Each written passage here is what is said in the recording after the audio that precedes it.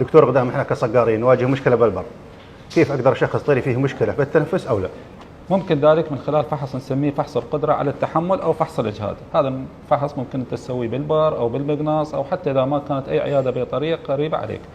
الفحص هذا بشكل مبدئي ممكن عن طريقة تشخص الطير إذا كان مصاب برداد، بكاس التهاب كاس هوائية، إصابة بديدان الرئة، أو أي إصابات ثانية تخلي الطير يظهر عليه أعراض تنفسية، سوقة، فحة، تنفس غير طبيعي. حتى الإصابات في الجفاف، إصابات في فقر الدم اللي ممكن إنه تسبب هذه الأعراض، ممكن أنت تشخصها عن طريق هذا الفحص.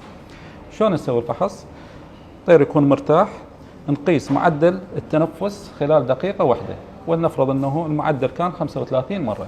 بعدها الطير على إيدنا نعرضه للإجهاد لمدة 30 ثانية. بعد 30 ثانية نريح الطير على الوكر لمدة دقيقتين.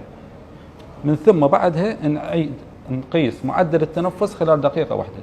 من المفترض إذا كان الطير سليم وما بأي إصابة مرضية يكون العدد اللي حسبناه مشابه للأول اللي هو كان 35. أما إذا زاد عن ال 35 مرة فهذا قد يشير أنه عندك الطير مصاب بإصابة تنفسية. والسلام عليكم ورحمة الله وبركاته.